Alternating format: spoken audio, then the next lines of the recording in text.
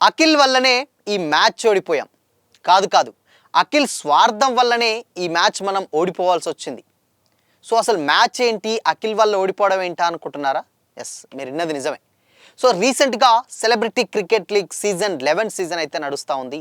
దాంట్లో Telugu warriors versus Karnataka bulldozers మధ్య ఒక మ్యాచ్ అయితే జరిగిందనమాట.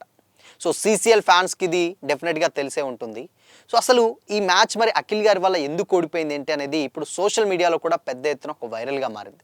అసలు ఏంటి అనేది, అసలు ఆ వివరాలు ఏంటి, అసలు దేని గురించి టాపిక్ వచ్చిందో మాట్లాడుకుందాం.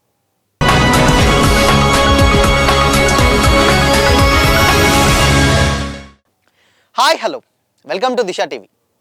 రీసెంట్గా సెలబ్రిటీ క్రికెట్ లీగ్ స్టార్ట్ అయింది. So celebrity cricket league start అవ్వగానే మనందరికీ తెలుసు, మన ఫేవరెట్ టీం అందరికీ, ఇప్పుడు తెలుగు ఆడియన్స్ అందరికీ కూడా తెలుగు వారియర్స్ ఫేవరెట్ టీం అనమాట. అంటే స్టార్టింగ్ విక్టరీ వెంకటేష్ గారు క్యాప్టెన్సీ నుంచి వెళ్ళి ఇప్పుడు ప్రజెంట్ తెలుగు వారియర్స్కి అక్కినేని అఖిల్ గారు క్యాప్టెన్సీ అయితే ఉండడం జరిగింది. అయితే అఖిల్ గారి సారథ్యంలోనే దాదాపు ఒక 4 టైమ్స్ మనం ఛాంపియన్గా నిలిచాం, 4 సార్లు కప్పు కొట్టాం సెలబ్రిటీ క్రికెట్ లీగ్లో. సో ఈ సెలబ్రిటీ క్రికెట్ లీగ్లో మొత్తం 8 టీమ్స్ ఆడతాయి అన్నమాట. Karnataka bulldozers, next Chennai rhinos, Bengal tigers, Kerala strikers, Mumbai heroes, అదేవిధంగా భోజ్పురి దబాంగ్స్. సో ఈ 8 టీములు మనదొకటి 8 టీములతోటి ఎవ్రీ ఇయర్ CCL కండక్ట్ చేస్తూ ఉంటారనమాట. అయితే ఈసారి ఫస్ట్ మ్యాచ్ ఎప్పుడైనా CCLలో టఫెస్ట్ టీం ఏంటంటే డెఫినెట్గా తెలుగు వారియర్స్, దాని తర్వాత కర్ణాటక బుల్డోజర్స్ ఉంటుంది. అయితే ఏమైందంటే ఫస్టే తెలుగు వారియర్స్ వర్సెస్ కర్ణాటక బుల్డోజర్స్కి మ్యాచ్ అయితే జరగడం జరిగింది. అయితే దీంట్లో ఫస్ట్ ఇన్నింగ్స్ అంటే ఫార్మాట్ ఎలా ఉంటుందంటే ఇది 10 ఓవర్ సిరీస్ ఉంటుందన్నమాట. ఫస్ట్ 10 ఓవర్స్ వాళ్ళు బ్యాటింగ్ చేస్తారు, తర్వాత మళ్ళీ మనం 10 ఓవర్స్ బ్యాటింగ్ చేస్తాం, తర్వాత మళ్ళీ వాళ్ళు 10 ఓవర్స్ బ్యాటింగ్ చేస్తారు. సో ఈ 2 ఇన్నింగ్స్లో కలుపుకొని ఎంతైతే స్కోరు చేస్తారో లాస్ట్ మనం సెకండ్ ఇన్నింగ్స్లో మనం బ్యాటింగ్ చేసేటప్పుడు దానికంటే ఇప్పుడు క్రికెట్ ఫార్మేట్లోనే ఒక రన్ ఎక్కువ చేస్తే విన్ అయిపోతాం అన్నమాట. అది ఫార్మేట్ అనమాట. అయితే ఫస్ట్ మనం టాస్ ఎప్పుడైనా ఎవ్రీ సీజన్ టాస్ గెలిస్తే డెఫినెట్గా ఫీల్డింగ్ ఎంచుకుంటాం, గెలుస్తాం, అది ఆనవాయితీగా వస్తుంది. బట్ ఈసారి కూడా టాస్ గెలిచాం, ఫీల్డింగ్ ఎంచుకున్నాం, బట్ ఈసారి ఓడిపోయాం. అది ఎందుకు ఓడిపోయామని కూడా కొంతమంది కొన్ని కామెంట్స్ అయితే చేశారనమాట.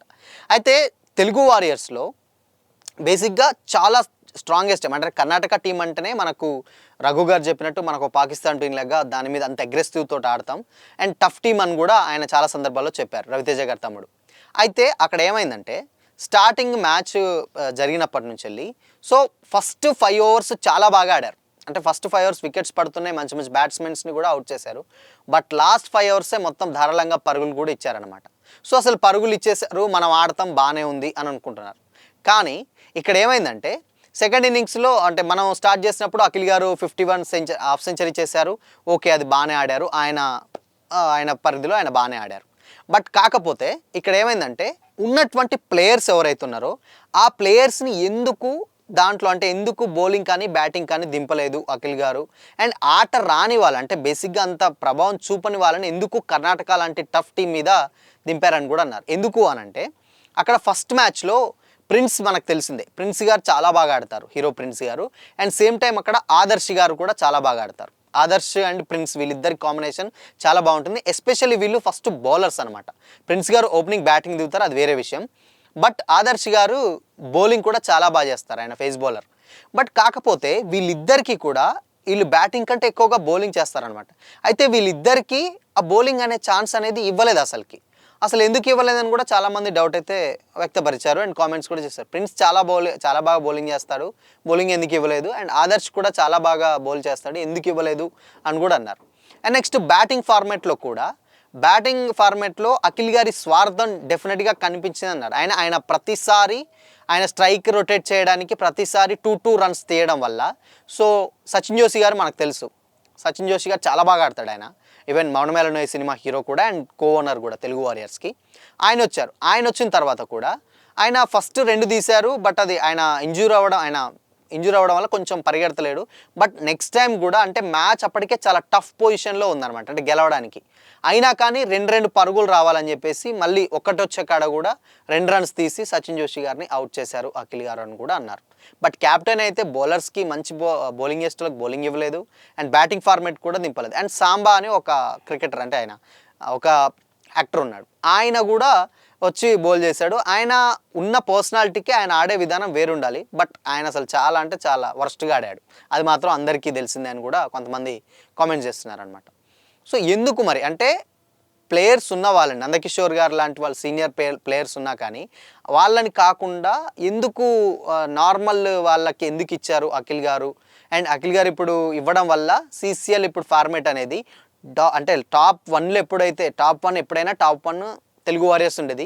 బట్ లాస్ట్ నుంచి టాప్ 1లో ఉంది కూడా కొంతమంది ట్రోల్ చేస్తున్నారు బికాజ్ ఆఫ్ అఖిల్ గారు అని కూడా అంటున్నారు అనమాట. సో ఓవరాల్గా ఇక్కడ విషయం ఏంటంటే రన్ రేట్ విషయంలో కూడా లాస్ట్ సీజన్ కూడా 3 మ్యాచెస్ గెలిచినా కేవలం ఒక 2 రన్స్ చేస్తే 0.06లో సెమీస్కి వెళ్ళడం మైనస్ అయిపోయింది. సో ఈసారి అదే రన్ రేట్ జాగ్రత్త పరచుకోవాల్సింది పోయి ఇప్పుడు -2.06 అనే రన్ రేట్ మీద మన వాళ్ళ తెలుగు వారియర్స్ ఉన్నారు.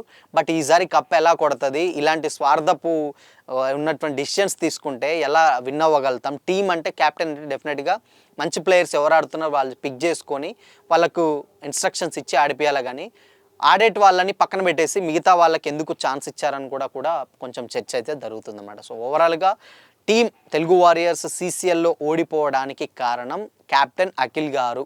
సో ఆయన సెకండ్ ఇన్నింగ్స్ కూడా అండ్ తమన్ గారు చాలా బాగా ఆడారు ఈవెన్ అని కొంతమంది అన్నారు.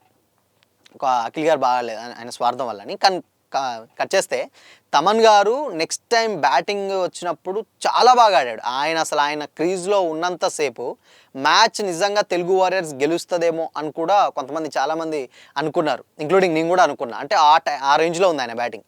బట్ ఆయన అనుకోకుండా LBW అవ్వడం వల్ల అక్కడి నుంచి వెళ్ళి మ్యాచ్ పతనం అనేది అయితే స్టార్ట్ అయింది. దాని తర్వాత బ్యాక్ టు బ్యాక్ అశ్విన్ బాబు గారు అవుట్ అయ్యారు అండ్ సేమ్ టైం అఖిల్ గారు కూడా అవుట్ అవ్వడం వల్ల మ్యాచ్ దాదాపు ఒక 48 రన్స్ తేడాతోటి మ్యాచ్ అయితే ఓడిపోవడం జరిగింది. సో ఆ 48 రన్స్ ఓడిపోవడం వల్ల -2.06 అనే రన్ రేట్కి మైనస్లో వెళ్ళిపోయింది అనమాట రన్ రేట్.